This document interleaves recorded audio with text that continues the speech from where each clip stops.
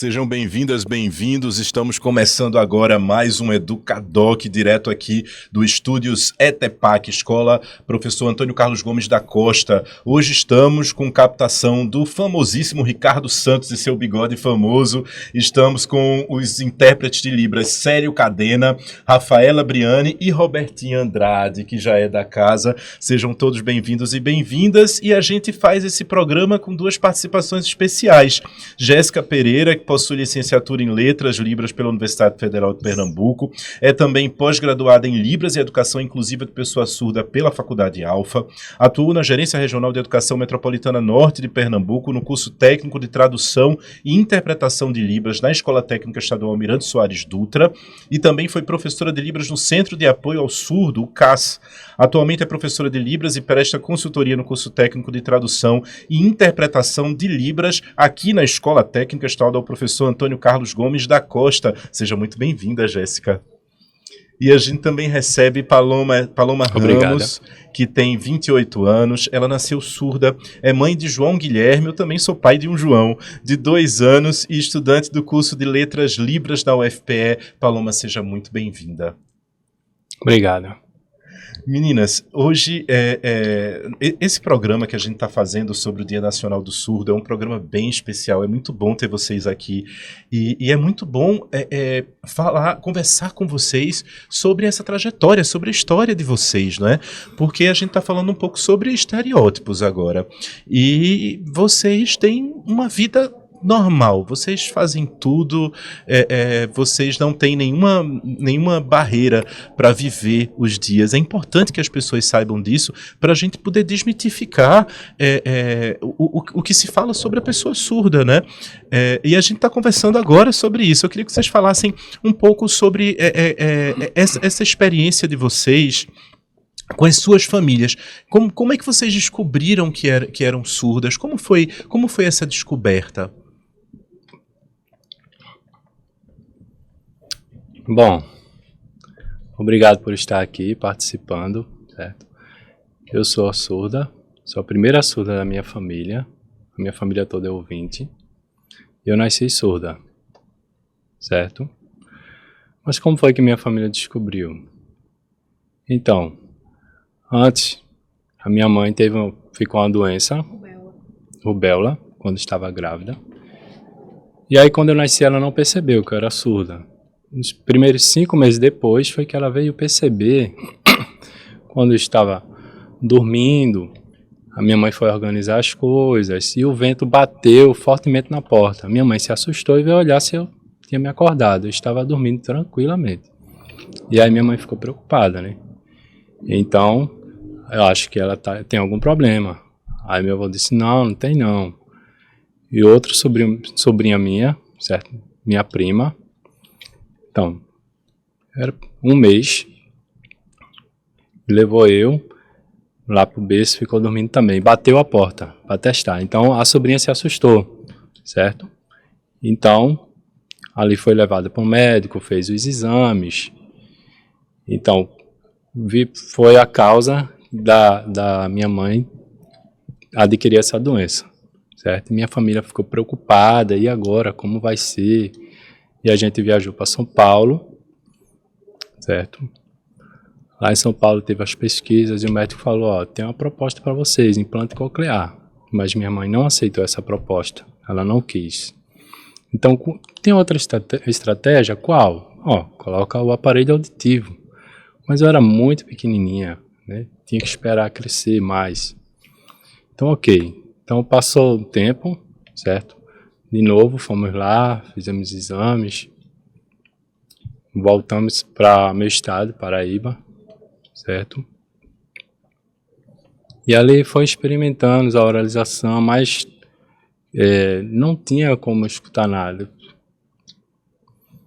Então, esperou 2 anos, depois experimentou de novo, tentando lá, levou para audiometria, fonoaudiologia, fomos testando lá no médico. Então era muito chato isso aí para mim, muito incômodo.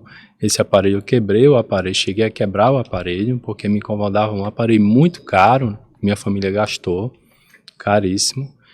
Então eu ficava muito incomodado com isso. Meu pai e minha mãe ficaram na luta comigo, tentando conseguir, e só quando eu tinha 7 anos, foi que não conseguiram nada. Então, meu pai faleceu e depois a minha mãe ficou sozinha, né? Eu não tinha irmão, sou filha única, certo? Então, por esse motivo, minha mãe se preocupou muito. E aí foi que descobri uma escola própria de crianças surdas e me colocou lá. Lá eu descobri a Libras, fiquei maravilhada vendo as pessoas se comunicando em Libras. Eu pensava que era a única surda no mundo e todo mundo era ouvinte, né? E eu descobri lá nessa escola, eu fiquei muito feliz. Minha mãe disse, você quer voltar a usar o aparelho de novo? Não, eu quero Libras, eu quero a língua de sinais brasileira. Então ela deixou e aí eu fui desenvolvendo e amei. Jéssica, eu amo escutar essa história, sabe? Eu amo escutar a tua história de superação. Você vai contar 20 vezes essa história, eu vou escutar 20 vezes atentamente. E é muito importante a gente entender. Houve uma perda de tempo aí, né? Você ficou fora da escola nesse período. Como é que foi esse processo de escolarização para você? Você poderia ter entrado na escola mais cedo, não é? Então, quando eu tinha 2 anos, a escola inclusiva, me colocou na escola inclusiva, 2 anos, uma escola inclusiva de ouvintes, mas não tinha como me ensinar as coisas, né? Era mais visual, tinha que ser as coisas fáceis, pegava as coisas, corria, beleza, eu conseguia brincar, mas as aulas na sala eu não aprendia nada, não aprendia a ler, o professor oralizado, um método oralizava, claro, o professor ouvinte, e minha mãe me apoiou, né? Na minha casa me apoiava nas atividades, mostrava-me o esforço todinho para eu aprender, e era muita paciência, e não tinha nada em Libras, né? Então, para fazer a bola, B-O-L-A, né? O nome bola, então apontava aqui, mostrava o nome de cada coisa. Isso ia me ajudando no entendimento, certo? Eu gravava as palavras, mas as frases em português eu não conseguia. Quando eu estava no 2º ano, fundamental, minha mãe mudou e descobriu um surdo. Ele começou, então, na escola bilíngue, no ensino médio. Então aí eu comecei a desenvolver tudo. Joia, essa é a importância da gente ter uma educação bilíngue e a gente ter uma comunicação bilíngue, porque não é só na escola não, é em todos os lugares, né? A gente tem que ter, o Brasil fala 2 línguas e a gente precisa ter sim a educação, a comunicação bilíngue em todos os lugares. Paloma, conta pra gente como foi com a tua família, como é que descobriu? Você nasceu surda, como é que a tua família descobriu? Como foi esse processo? Boa tarde a todos. Então, quando minha mãe estava grávida, né, eu nasci ouvinte pura. Então, quer dizer, não tinha nenhuma reação comigo, apesar que eu era ouvinte, não tinha nenhuma reação. A minha mãe começou a se preocupar, começou a ter contato com os amigos delas, descobri surdo.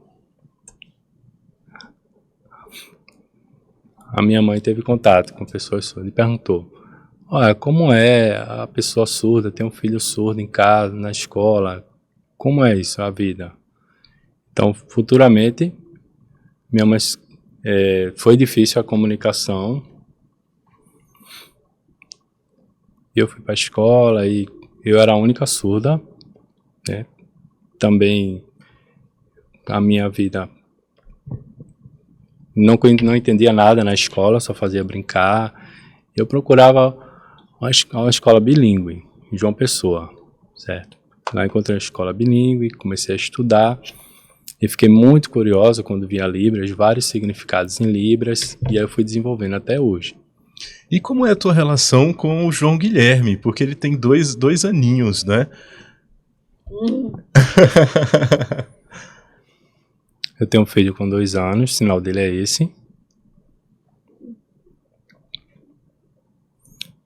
O que eu tava pensando quando ficar grávida, como é que vai ser o meu filho, se ele for ouvinte, não tem problema, certo?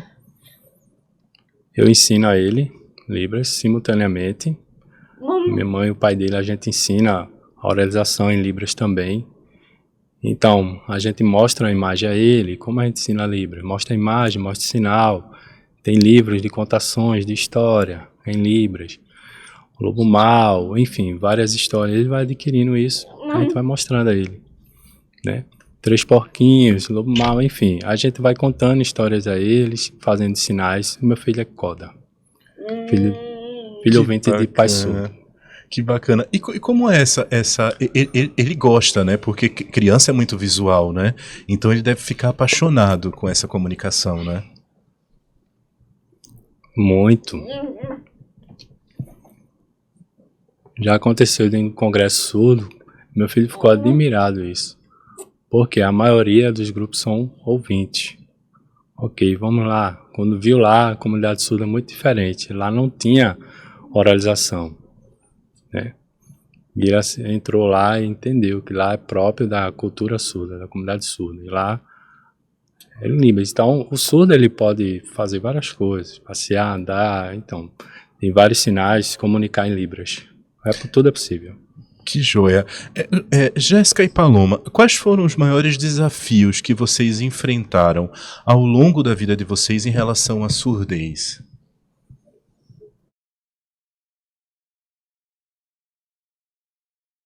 O maior desafio na minha vida é a barreira do português. Por quê? Eu não entendo. A comunicação em Libras fica muito difícil para mim, na minha família, no trabalho também. Então eu ficava triste por isso. Eu vejo a minha família oralizando, eles falaram o quê? Ah, que chegar em casa eu te explico, depois. Eu ficava, né, como se fosse uma exclusão. Uma perca de informação, perda de tempo. E eu me sentia mal com isso. Então foi um desafio muito grande para mim. Minha mãe me chamava, olha para mim, tem atenção, olha para mim. Eu sou surdo, eu não escuto, né? Então tinha aquela dificuldade toda na minha família, né? Claro, eu era a única surda. Então o que aconteceu o quê? Um dia, minha mãe, a minha família, a gente estava no almoço, certo? Todo mundo conversando ali e eu no telefone. Aí, ei, fica sempre no telefone, isso aí é tua família, falta de educação. Mas vocês estão falando o quê? Eu não escuto nada, vocês são tudo oralizando. Então eu fico aqui sozinha no telefone. Vocês sabem Libras para se comunicar comigo? Sabem Libras? Então, ninguém fala Libras comigo. Eu fico aqui, sozinha. Eu estou perdendo as informações. Eu perdi as informações da minha família, né? Não tinha nenhuma oportunidade. Então, às vezes, pensava, né, na minha família. Chegava lá, dava um abraço, tudinho, saía, cumprimentava os amigos. Mas sempre a dificuldade na comunicação, né? Não tinha oportunidade de comunicar. E sofri muito com isso. A barreira da comunicação é muito difícil. Isso foi um grande desafio para mim e na minha família. Nossa, a experiência dela é igual à minha.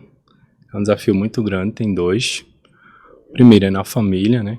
A oralização na família. A gente que é surdo, a gente não consegue se comunicar, né?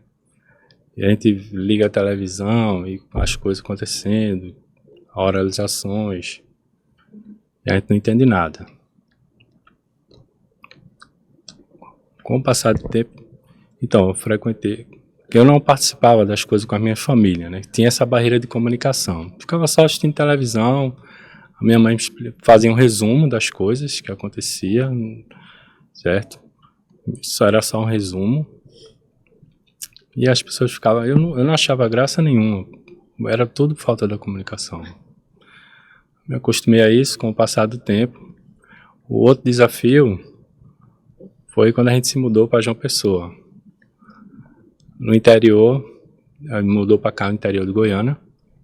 Ficamos ali, se mudou para João Pessoa. Foi um desafio muito grande para mim.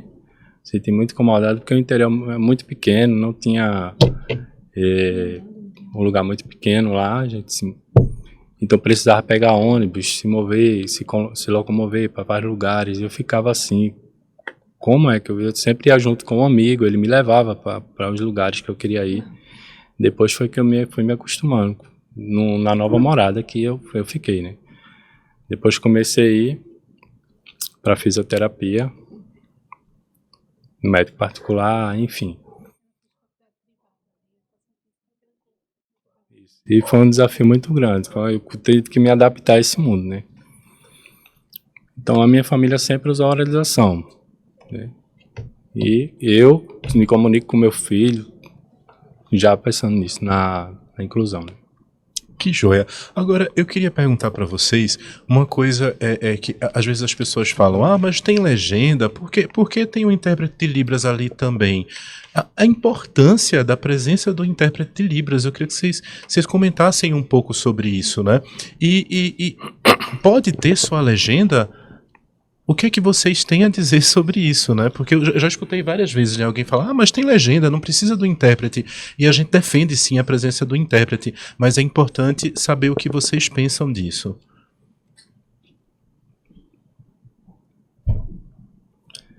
Então, a verdade é que a comunidade surda tem variações, né, diferentes. Tem surdo que não sabe português, alguns surdos do interior, e as famílias não ensinam nada, fica difícil ler, alguns entendem Libras. Eu consigo ler português e Libras, os dois, mas varia muito de lugar para lugar. A legenda tem falhas, não é perfeita, certo?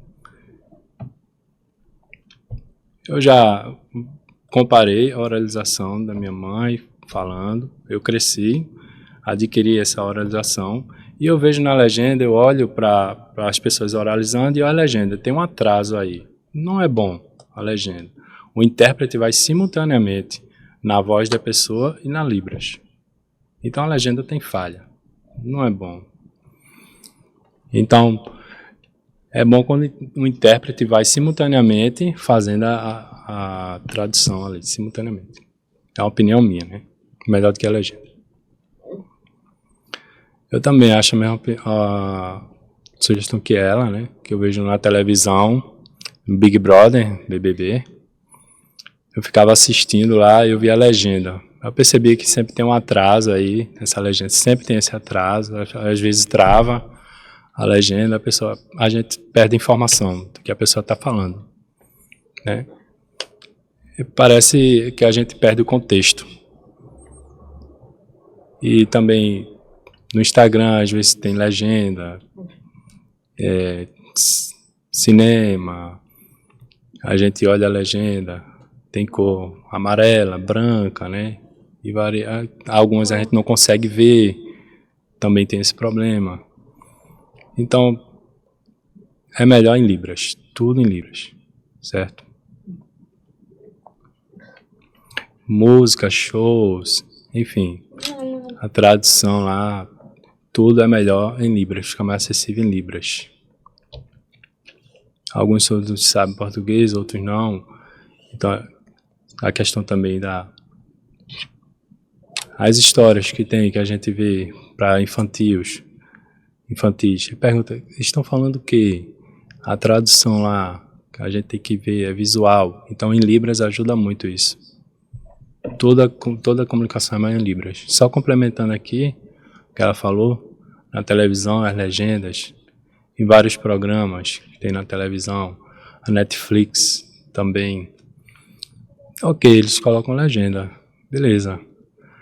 Mas a tradução, será que está certa? A minha pesquisa, que eu vejo assim, é diferente. Tem um atraso, tem falha. Então, não é seguro assim. Questão da legenda. Meninas, e para vocês, como é a comunicação com a família? Quem na família de vocês fala em Libras? E eu vou pedir também, se comunica em Libras, né? E eu vou pedir também a Paloma para explicar para quem está em casa o que significa coda, para as famílias poderem entender. Boa pergunta.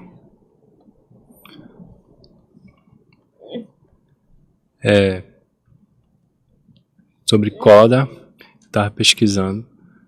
Alguns surdos têm filho coda. Mas por que coda?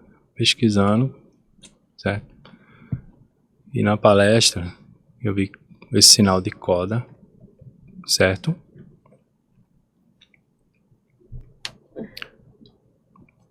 Então, eu estava pesquisando, meu filho, pronto, usa 2 línguas, usa português e usa Libras, meu filho é ouvinte.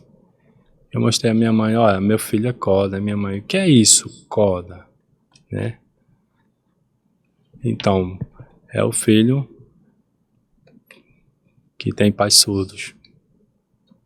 Então, na pesquisa que eu mostro a minha mãe, quer dizer, o filho ouvinte que tem pais surdos ou vice-versa.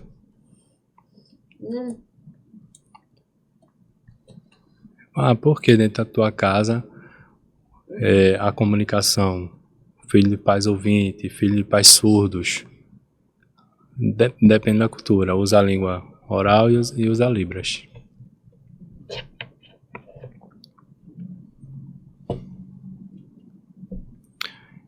Em 2013, a palavra coda, que eu vi lá nos Estados Unidos, certo? Surgiu lá. Então, acho que foi aparecendo no cinema, nas legendas, a voz, foi aparecendo também a tradução de inglês.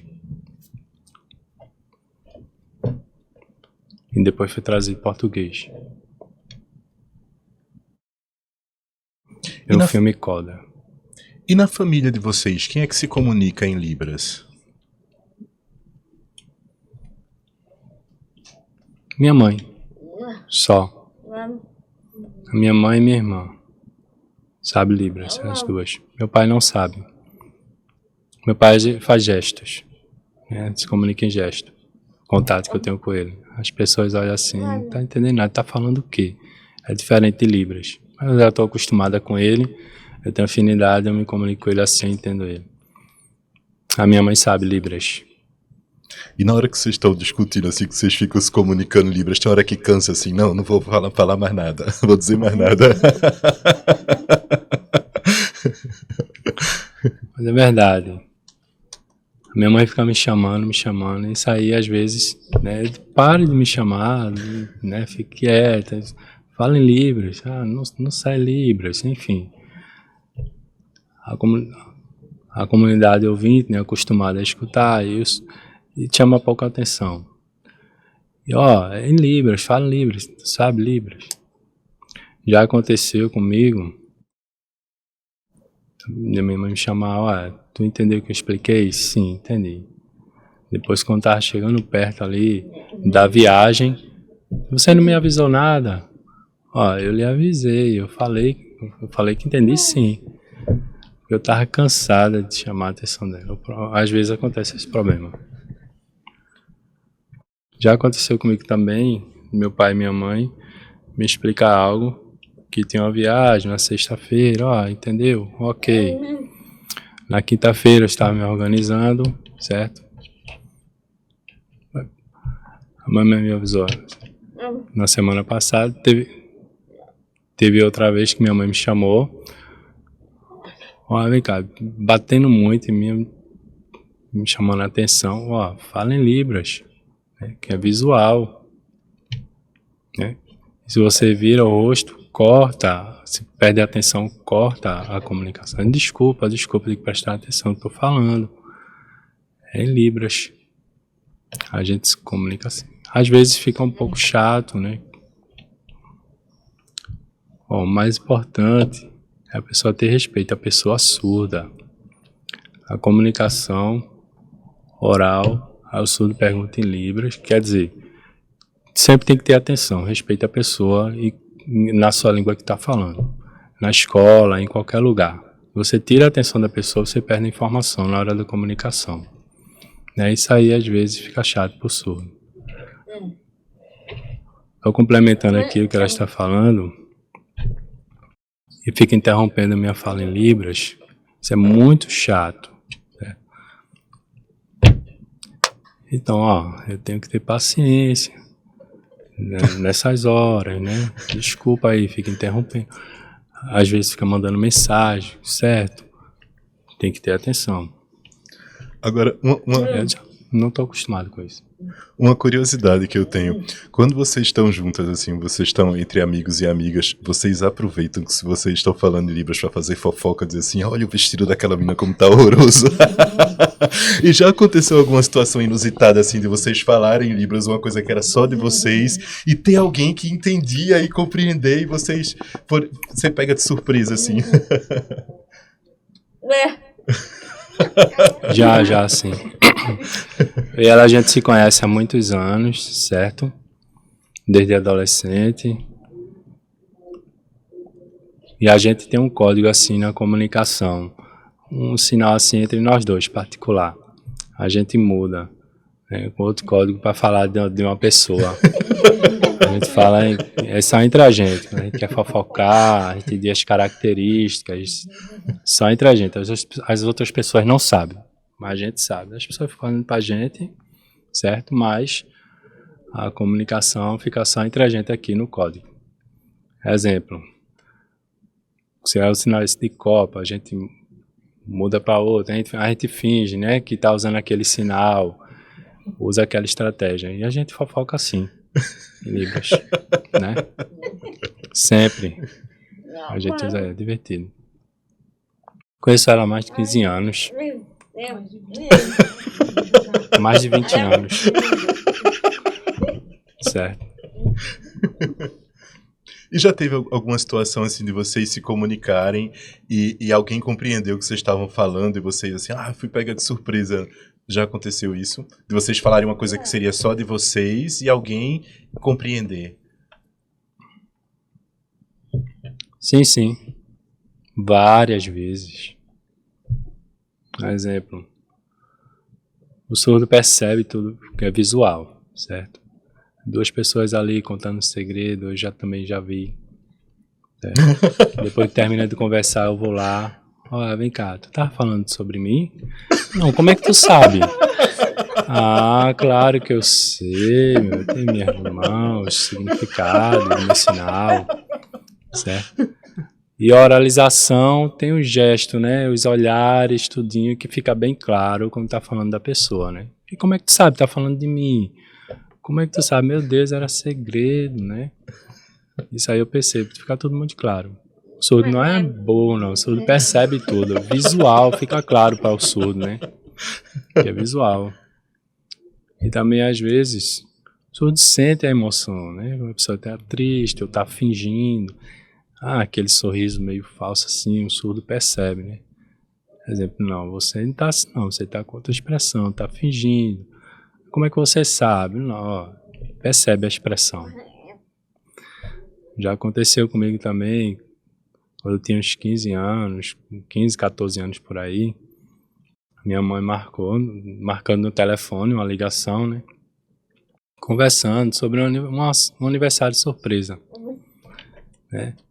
E falando lá no telefone, e o dia, né? Marcando lá o dia da festa. E eu olhando, ela se comunicando no telefone. Esse é um aniversário, isso é uma festa pra mim. Esperei a semana. E aí ela contando aquele segredo. Uma coisa diferente, né? Então, às vezes, minha mãe e meu pai ficam conversando sobre alguma coisa. Né? Eu fico olhando visualmente, vejo lá as emoções dele, as expressões, eu percebo. Os olhares também deles, de preocupado, alguma coisa conversando, qualquer coisa.